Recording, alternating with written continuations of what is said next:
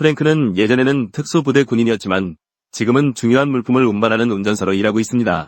프랭크에게 가장 중요한 것은 정밀함과 헌신이며 그는 세 가지 중요한 규칙을 따릅니다. 첫 번째 규칙은 그가 결코 계약을 변경하거나 수정하지 않는 것입니다. 두 번째 규칙은 아무도 그의 이름을 알지 말아야 하며 그는 다른 사람의 이름도 알고 싶지 않다는 것입니다. 세 번째 규칙은 어떤 경우에도 그가 전달하는 소포를 절대 열지 않는 것입니다. 어느 날 프랭크는 소포를 전달하러 갑니다. 그는 그들을 태우기 위해 차 안에서 기다리며 그들이 가진 것에는 관심이 없고 그의 일은 단순히 소포를 전달하는 것입니다. 4명이 갱단원이 차에 들어오지만 프랭크는 3명의 승객에 대한 합의가 있었기 때문에 움직이기를 거부합니다. 4개가 아니라 그는 규칙을 변경하거나 수정할 수 없다고 그들에게 말해요.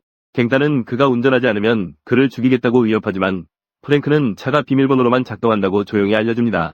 그래서 그들은 차를 운전할 수 없습니다. 갱단의 리더는 차를 옮기기 위해 그에게 큰 금액을 제안합니다. 그러나 프랭크는 흔들리지 않습니다. 리더는 부하 중 1명을 죽여야 하고 시신을 차에서 치워야 합니다. 그때서야 프랭크는 차를 몰고 떠납니다. 경찰이 도착하고 그들을 추격하기 시작합니다. 하지만 프랭크의 뛰어난 운전 기술 덕분에 그는 그들을 피해갑니다. 한때 포위다했음에도 불구하고 그는 긴 추격 끝에 탈출하는 데 성공하고 궁극적으로 남은 갱단원을 합의된 장소에 전달합니다. 갱단의 리더는 프랭크에게 합의된 금액과 함께 관대한 팁을 주며 그들을 특정 지역에 배달해달라고 요청합니다. 그러나 프랭크는 추가 돈을 돌려주며 거래를 수정하지 않는다고 고집합니다. 그의 전문성을 존중하며 갱단원들은 떠나서 다른 택시를 타고 탈출합니다. 그런 다음 프랭크는 차의 번호판을 원래 상태로 되돌리고 현장에서 떠납니다. 집에 돌아가서 프랭크는 차를 세심하게 청소하여 항상처럼 깨끗하게 유지합니다. 뉴스를 보던 중 그는 은행을 털었다가 체포된 3사람에 대한 기사를 봅니다. 그들은 그가 방금 수송한 동일한 인물들이었어요. 뉴스는 그들의 체포가 그들이 고용한 택시기사의 무능력 때문이라는 것을 드러내요. 그가 교통사고를 일으켜 경찰에 의해 체포되게 했어요. 방송을 계속 지켜보던 프랭크는 문에서 노크 소리를 듣습니다. 문을 열자 그의 이웃인 그리고 경찰관인 타코니를 발견합니다. 타코니는 항상 그의 차를 깨끗하게 유지하는 습관이 있어요. 타코니는 프랭크에게 그의 차와 유사한 차가 은행 강도들을 실고 있는 것이 목격되었고 경찰이 그 차량의 번호판을 기록했다고 알립니다. 그는 프랭크의 차를 보아야 한다고 요청합니다. 주저없이 프랭크는 타코니를 자신의 차로 안내합니다. 자신의 규칙에 대한 세심한 준수 덕분에 자신이 안전하다고 확신해요. 타코니는 번호판을 검사하고 그것이 그들이 찾고 있는 것과 일치하지 않는다는 것을 깨닫습니다. 방해에 대해 사과하면서 타코니는 미스언더스탠딩을 보상하기 위해 나중에 커피를 마시러 오겠다고 말해요. 타코니가 떠나려 할 때 프랭크는 전화를 받습니다. 전화 너머의 목소리는 그에게 또 다른 배달을 요청해요. 프랭크는 세부 사항을 주의 깊게 듣고 출발할 준비를 해요.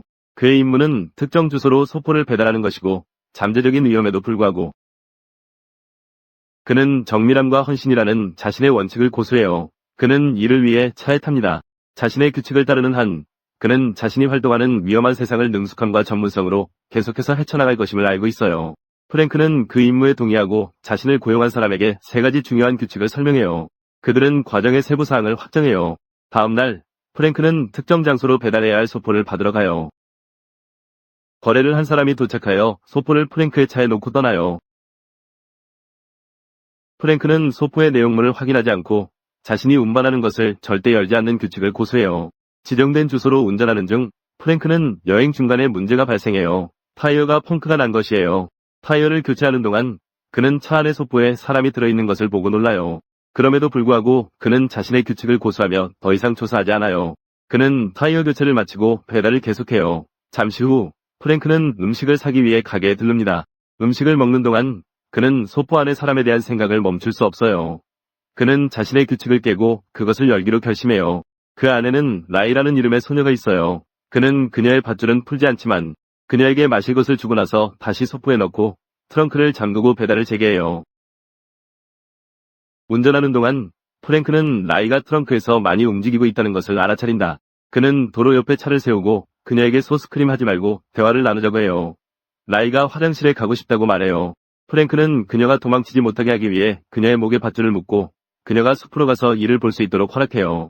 몇 분 후 라이가 그의 호출에 응답하지 않자 프랭크는 그녀를 찾고 그녀가 밧줄을 나무에 묶고 도망쳤다는 것을 발견해요. 긴 수색 끝에 그는 그녀를 찾아 불같이 화를 내며 그녀를 차로 데려와요.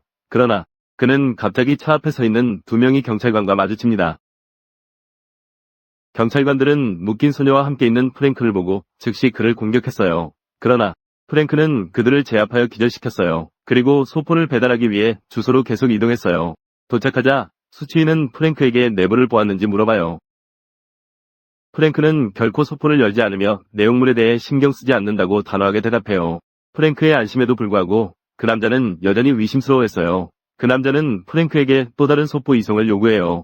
프랭크는 동의하고 그들은 모든 세부 사항에 대해 논의해요. 프랭크는 소포와 대금을 받아들인다.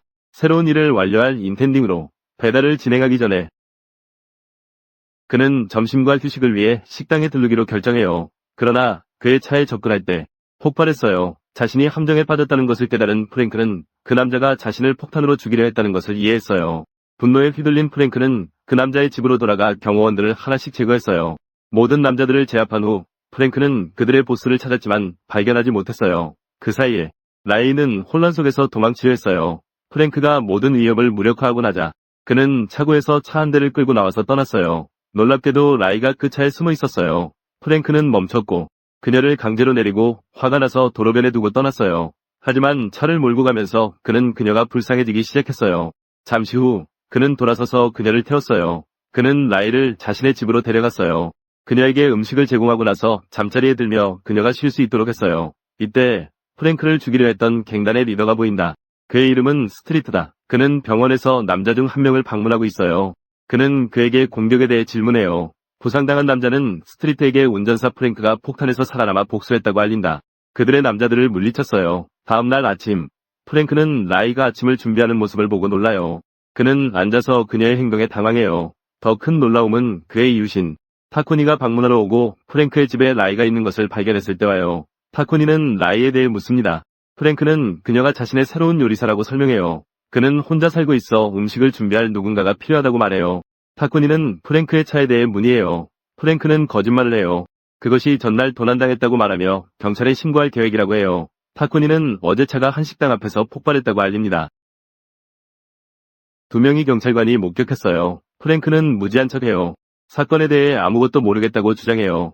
프랭크를 믿지만 여전히 의심스럽게 타코니는 그와 라이에게 경찰서에 오라고 요청해요. 타코니는 그가 프랭크의 차 도난 사건을 처리할 것이며 그들에게 몇 가지 질문을 하고 싶다고 설명해요. 프랭크는 동의하지만 타코니가 떠나자 뭔가 잘못되었다고 느끼고 라이에게 이야기합니다. 갑자기 스트리트와 그의 부하들이 발사한 미사일이 프랭크의 집을 강타해요. 그 뒤로 끊임없는 총격이 이어집니다. 프랭크는 재빨리 라이를 지하실로 데려가 도망치고 그들은 하수를 통해 빠져나가요. 그들은 발각되지 않고 도망치는 데 성공해요. 이후 프랭크와 라이는 경찰서로 가서 타코니와 만나요. 도착하자마자 그들은 타코니가 이미 프랭크의 집 폭발 소식을 알고 있다는 것을 발견해요. 타코니의 사무실에 들어가자 프랭크는 상황을 설명할 준비를 해요. 혼란 속에서 동맹을 얻길 바랍니다. 타코니는 라이와 프랭크에게 폭발에 대해 질문하기 시작해요. 프랭크는 그와 라이가 외출 중이었고 집에 돌아와 보니 집이 불타 있었던 것이라 주장해요. 타코니가 총격 사건에 대해 묻자 프랭크는 그들이 집에 없었고 그 사건에 대해 아는 것이 없다고 주장해요. 바로 그때 타코니의 상사가 그를 부르고 프랭크와 라이는 사무실에 홀로 남겨집니다. 상황을 이용해 라이는 타코니의 책상에 앉아 그의 컴퓨터를 이용해 자신들을 괴롭혀온 사람에 대한 정보를 찾습니다. 그녀는 그 사람의 이름이 스트리트라는 것을 발견해요. 타코니가 돌아오자 그는 아무 이상을 눈치채지 못하고 그들이 떠나게 해요. 하지만 컴퓨터를 열자마자 그는 그들이 그것을 사용했으며 스트리트라는 사람을 찾고 있었다는 것을 깨닫습니다. 밖에서 라이가 프랭크에게 스트리트를 찾는 것을 도와달라고 요청해요. 처음에 프랭크는 거절해요. 하지만 라이는 400명이 납치된 사람들이 팔려갈 배가 있으며 그 중에 그녀의 아버지와 형제들이 포함되어 있다고 밝혔어요. 그녀는 스트리트가 그 배에 도착하는 열쇠라고 설명해요. 그녀의 간청에 감동한 프랭크는 도와주기로 동의한다. 프랭크와 라이는 스트리트를 추적하고 그의 사무실에 들어간다. 프랭크는 스트리트를 총으로 위협하며 라이는 그의 파일을 뒤져 배에 대한 정보를 찾습니다. 스트리트는 라이에게 그녀의 아버지가 사무실로 와서 그녀를 처벌할 것이라고 조롱해요. 프랭크는 라이가 그녀의 아버지가 납치된 사람 중 한 명이라고 말했기 때문에 충격을 받습니다. 스트리트는 라이가 프랭크에게 거짓말을 해왔다고 주장해요. 그 순간 키라는 남자가 사무실에 들어와요. 그는 라이의 아버지이자 스트리트의 인신매매 사업 파트너로 밝혀집니다. 키는 라이를 진정시키려 하며 총을 내려놓으라고 재촉해요. 마지못해 그녀는 따르며 키는 그의 부하들에게 프랭크를 죽이라고 명령하지만 스트리트가 그들을 막습니다. 스트리트는 키에게 타코니 경관이 스트리트와 프랭크, 라이의 연결을 조사하러 간다고 알립니다. 스트리트의 부하 중 한 명이 프랭크를 가격하여 그는 위식을 잃습니다. 타코니가 사무실에 들어올 때 스트리트는 그에게 프랭크를 나이 유괴 혐의로 체포하라고 말하며 프랭크가 그녀의 석방을 위한 몸값을 받으러 왔다고 주장해요. 타코니는 프랭크를 구금하지만 이상한 느낌을 받습니다. 프랭크가 위식을 되찾았을 때 타코니는 스트리트가 말한 것을 공유해요. 프랭크는 배와 그 안의 사람들에 대한 진실을 밝히며 타코니에게 그를 풀어줘서 빨리 그들을 구출할 수 있도록 부탁해요. 경찰이 너무 오래 걸릴 수 있는 일이에요. 확신한 타코니는 동의하며 프랭크의 탈출을 용이하게 하기로 해요. 타코니는 그의 인질인 척한다. 그들은 경찰서를 무사히 떠닙니다. 그리고 프랭크는 작은 보트를 이용해 배가 있는 곳으로 향해요. 도착하자 그는 체계적으로 퀴와 스트리트의 부하들을 처치해요. 프랭크가 배에 있다는 것을 깨달은 퀴와 스트리트는 그들의 계획을 수정해요. 그들은 납치된 사람들을 보안 차량으로 둘러싸인 큰 트럭으로 옮깁니다. 프랭크는 트럭을 지키고 있는 모든 사람을 죽이고 납치된 사람들을 실은 2대의 트럭을 쫓기 위해 자동차를 탈취해요. 하지만 차가 고장이 납니다. 한 농부의 비행기를 발견한 프랭크는 그것을 탈취해요. 농부를 강제로 비행기를 몰고 트럭으로 가게 해요. 비행기에서 낙하산을 타고 프랭크는 트럭 중 한 대에 착지해요.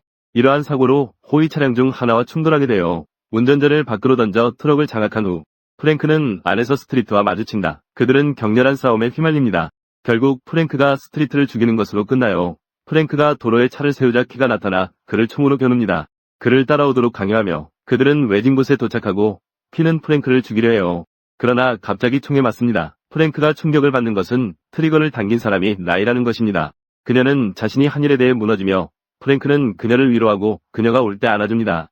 그동안 타코니와 경찰이 납치된 인질들을 구하기 위해 도착합니다. 프랭크의 임무는 완수되었습니다. 400명의 사람들이 노예가 되는 것을 구한 것입니다. 영화는 프랭크와 라이가 혼란 속에서 서로에게 안식을 찾으며 끝납니다. 시청해주셔서 감사합니다.